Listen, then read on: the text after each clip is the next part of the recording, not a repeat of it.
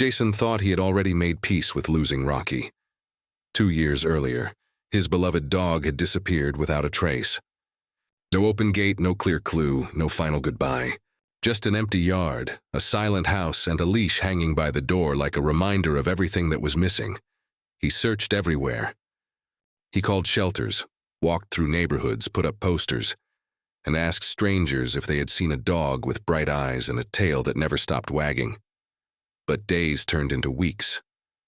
Weeks turned into months, and eventually hope became something Jason was almost afraid to feel. Then one afternoon, his phone rang. It was Marla, the director of a local shelter. "Jason," she said carefully, "there's someone here you might want to see." Jason's heart stopped for a second. He drove to the shelter not knowing what to expect. Maybe it was a mistake. Maybe it was just another dog that looked like Rocky. But the moment he stepped inside, he saw him. Rocky. Older, thinner, a little worn down by time. But still Rocky. For one frozen second, the dog stared at him. Then Rocky exploded with emotion. He barked, spun in circles, raced around the room, and wagged his tail like he was trying to shake off 2 years of loneliness all at once. Jason dropped to his knees. "Rocky." "Buddy, it's me." But instead of running straight into his arms, Rocky did something strange. He began pacing, sniffing, searching. His excitement was mixed with something else, urgency. Marla suggested they move him into a quieter room, hoping he would calm down. But the second Rocky entered, he went straight to a drawer and started nudging it again and again. Jason opened it. Inside was an old chew toy, Rocky's old chew toy. The moment he saw it, Rocky grabbed it like he had found a piece of his lost life. Jason laughed, but his eyes filled with emotion. In that small moment, all the memories came rushing back. The walks, the games, the peaceful evenings on the couch. But one question still remained. Where had Rocky been all this time? Marla explained that Rocky had been found wandering the streets, tired and underfed, until a kind stranger brought him to the shelter. Jason was grateful, but he could tell something had happened to Rocky during those missing years.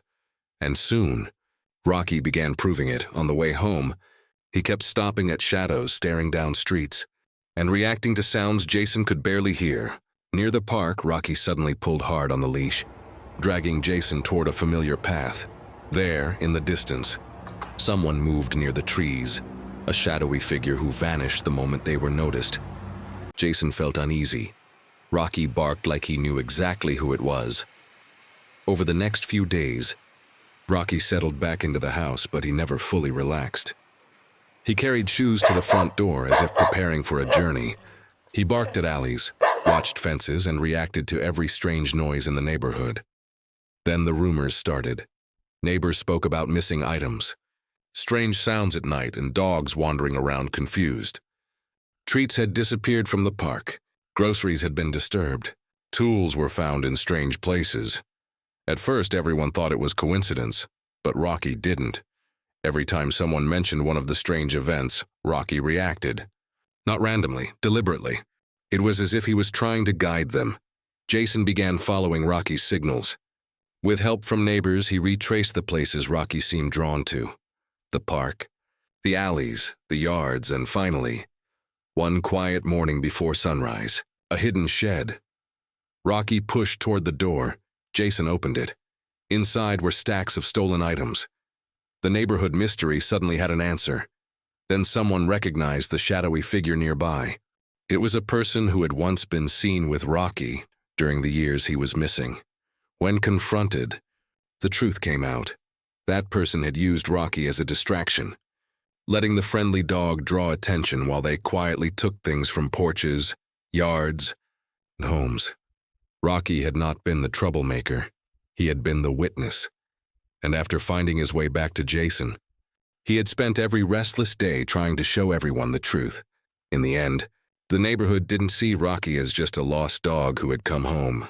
They saw him as the loyal friend who never forgot where he belonged, and who, even after everything he had been through, still helped protect the people around him.